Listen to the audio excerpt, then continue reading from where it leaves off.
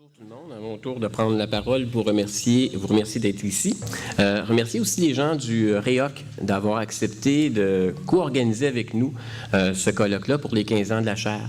C'est un moment privilégié pour nous aussi d'être associés au REOC parce que la chaire, on va y revenir dans quelques minutes, on a toujours essayé de travailler sur les terrains de pratique avec les praticiens. Alors pour nous, c'est une très très belle marque de confiance de la part du REOC d'avoir accepté de co-organiser ce colloque-là. Et tout comme Magali, je voulais remercier les bénévoles qui sont nombreux, mes collègues aussi, on va y revenir au cocktail de fin de journée, qui ont mis la main à la pâte pour organiser tout ça. Alors merci à tous, merci à vous aussi d'être présents avec nous. Et puis j'en prendrai pas plus long. Parce que je vais arriver avec mon PowerPoint, puisqu'il y a un petit 15 minutes de prévu pour vous expliquer un peu la thématique du colloque, d'où ça vient, et essayer aussi de vous expliquer très brièvement la réflexion qu'on mène depuis 15 ans à la chaire d'éthique appliquée en matière d'éthique. Quand intervenir, c'est enquêter. Je ne vais pas vous assommer avec un tas de détails. J'ai 15 minutes, 5 diapos à vous donner pour laisser la parole à nos conférenciers, ceux et celles que vous êtes venus accueillir ou écouter avec nous. Alors au fond, juste vous rappeler l'historique. Je sais qu'on se dit, bon, pourquoi rappeler l'historique 15 ans après? On vient réfléchir l'éthique au moment présent. Vous allez comprendre que quand je vais repasser par l'historique, qu'il y a des moments de rencontre, des moments de charnière. La chaire d'éthique appliquée, elle a vu jour en 1999, comme par hasard, au moment de la publication du rapport de la commission Poitras pour une enquête dans les milieux policiers. Ce qu'on avait comme réflexion à ce moment-là, c'était de se dire, ceux et celles qui se rappellent, je rappelle rapidement pour les autres, au fond, c'est l'affaire Matix. On venait d'avoir la preuve plantée par les milieux policiers, où en fait on présentait les choses ainsi. Et on a été interpellé pour se dire, est-ce que vous accepteriez à la chaire d'éthique appliquée de réfléchir avec les milieux policiers à la dimension éthique de leur travail? Vous allez voir quelqu'un se promener parmi vous aujourd'hui, il s'appelle Robert Roy. Plusieurs d'entre vous le connaissez, c'est notre monsieur police par excellence, qui a travaillé avec les milieux policiers depuis le début, fait son doctorat avec les milieux policiers. Vous allez voir aussi Richard Linteau, qui travaille depuis presque une dizaine d'années avec les milieux policiers au niveau de l'éthique. Donc, au moment de la création de la chaire, on était interpellé par ces questions de corruption ou de déontologique, on va le dire plutôt comme ça, dans le cas des milieux policiers. On était doublement interpellé aussi parce qu'est arrivée la modernisation de l'État québécois en 2004. Avec la modernisation de l'État québécois, ça a amené toute une réflexion sur la gestion du secteur public.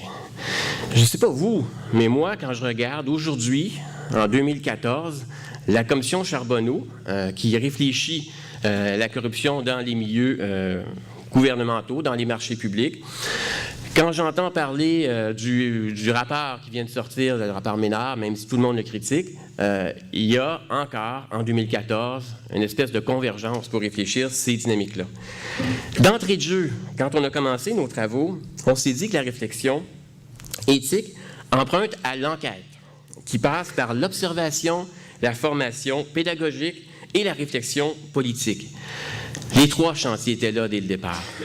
Et on poursuit encore avec ces trois chantiers-là 15 ans après. Et vous allez comprendre dans quelle mesure le colloque des 2 prochains jours devrait refléter ça. Il manque un S sur mon truc, elle l'a passé vite, tant mieux. Il y a 3 phases dans notre travail qu'on a fait. La première, ça a été de se dire, puisque ça va mal, on va travailler à former les gens. Ça a occupé le début de notre travail en éthique.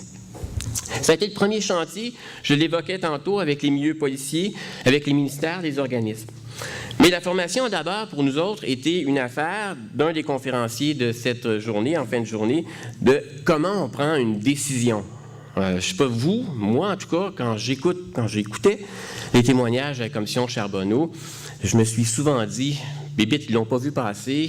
Il me semble qu'une grille Legault aurait fait du bien à 2-3, de mettre en place les valeurs, les normes quelque part, puis d'essayer de clarifier nos décisions. On a commencé avec cette fameuse grille-là, que plusieurs d'entre nous ont fait l'heure.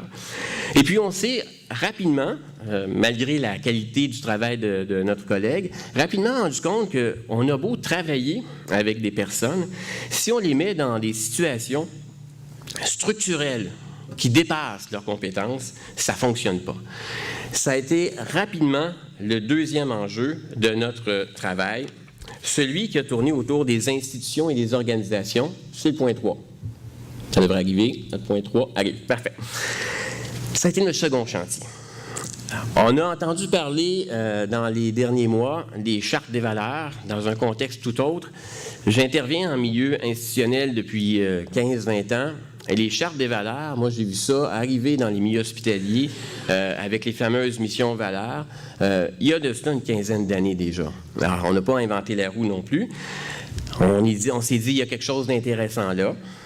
On a réfléchi sur le management, parce que réfléchir l'éthique, c'est réfléchir la formation, mais réfléchir comment on gère les personnes. Ça s'est imposé. Puis rapidement, on a convenu, ou assez rapidement, on a convenu que c'était insuffisant. Il y avait les personnes, il y avait les institutions, mais tout ça renvoyait plus largement à la rencontre des personnes et des institutions. Bon point 4. Et on s'est dit, on va refuser de considérer la primauté de la personne sur le système. C'est une approche de l'éthique des vertus bien ancrée dans les milieux gouvernementaux au niveau fédéral. On s'est dit, on va réfléchir aussi la personne, le système sur la personne, donc primauté du système sur la personne. C'est souvent des approches normatives, on norme. On va réguler ces bandits-là, un peu l'image qu'on peut avoir. Puis ça ne fonctionne pas tout le temps, parce qu'il n'y a peut-être pas autant de bandits qu'on s'imagine, mais beaucoup de monde qui s'aveugle, plus qu'on s'imagine. Alors, on a commencé à se dire, dans notre travail à la chaire d'éthique, qu'on allait réfléchir des approches mixtes, qui travaillaient sur les personnes, qui travaillaient sur les normes. On a donc développé une conception politique et pédagogique de l'éthique qui passe par une posture réflexive. Plusieurs d'entre vous avez sans doute entendu parler de la notion de réflexivité. Pour nous, ce n'est pas un mot creux. La réflexivité, ça part de l'action pour réfléchir. Ça refuse donc les situations a priori ou les recettes a priori que souvent nous étant nous les profs d'université, faisons un plaisir de dicter aux uns aux autres en faisant la leçon, en expliquant un peu si vous nous aviez écouté, ça ne se serait pas passé comme ça. Ça nous a amené à travailler sur des modèles, ce qu'on appelle des modèles pragmatistes au niveau méthodologique, qui consiste à partir du terrain pour élaborer notre enquête. Retenez bien le terme « enquête », je pense que ça va être important de l'avoir à l'esprit pour nos 2 journées. Notre travail va exclure toute réponse a priori, ou l'enquête récuse toute réponse a priori, au profit d'une réponse élaborée à partir d'une approche ethnologique, on va appeler ça de l'ethnométhodologie, qui impose d'être à l'écoute de la réalité. Pour le dire autrement, quand on pose la question « Que peut l'éthique ?» c'est le titre du colloque, « Corruption, conflit d'intérêts, copinage, que peut l'éthique devant nos problèmes actuels ?» Le pari qu'on fait, c'est que l'éthique peut surtout pas normer, mais que l'éthique peut être un vecteur intéressant d'analyse, de réflexion et d'action en même temps.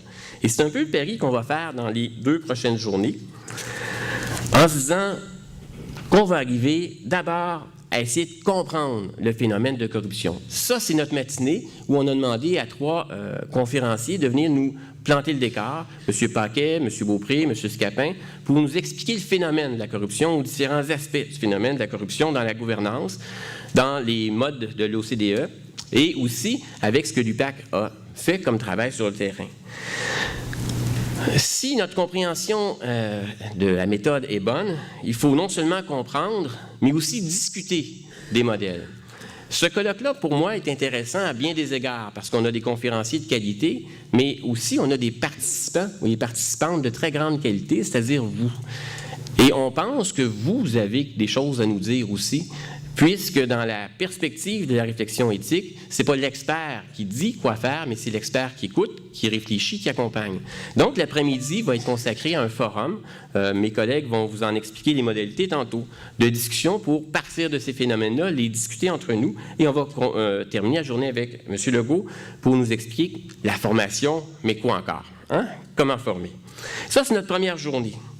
Si notre méthode qu'on a développée à la chaire d'éthique avec d'autres, bien sûr, mais dont on s'inspire, est toujours juste, une enquête, c'est comprendre, c'est discuter, puis c'est explorer des pistes de solutions ou d'explications. Demain, on va faire ça, on va explorer. Il y a des universitaires aussi qui vont venir réfléchir avec nous pour explorer différentes dimensions de la formation en éthique, de l'intervention en éthique. Et on va terminer nos 2 jours en se disant, est-ce qu'on peut proposer des approches contextualisées? Plutôt qu'encore que nous soyons en train de dire ce que sont les bonnes recettes, essayons d'être à l'écoute des terrains. Et Richard Linteau va animer une table ronde avec 4 participants qui vont réfléchir à haute voix avec nous ce qui se passe dans leurs organisations et comment ils interagissent en matière d'éthique. Alors, si notre pari réussit au bout de ces 2 jours, on devrait avoir un fort matériau, non pas pour répondre à toutes les questions, mais à tout le moins pour nous nourrir dans la prochaine année, pour lire avec attention le rapport de la Commission Charbonneau que plusieurs d'entre nous allons attendre et voir maintenant comment on fait. C'est une chose que de décrier la corruption, mais c'est autre chose que de vouloir arrêter ça là, puis de se remettre, comme le lendemain d'une veille d'un party, en se disant, ben là, tout est fini, puis on passe à un autre appel, pour que ça donne quelque chose. Alors là-dessus, puisqu'on veut respecter notre temps, je vais m'arrêter. Je vais redonner la parole à Isabelle Hudon, qu'on n'a pas encore présentée, donc je vais la présenter aussi brièvement, puisqu'elle sera notre maître, j'essaie de trouver la formule, comment dire que c'est un maître, mais une femme, donc un maître de cérémonie, qui va nous guider pendant ces 2 jours. Isabelle est membre du conseil d'administration du REOC, elle est membre aussi du comité des communautés de pratique qui vont être lancées en fin de journée, et elle poursuit son doctorat en relations industrielles à l'Université Laval. Alors, je lui cède la parole pour le reste. Je vous remercie et bon colloque.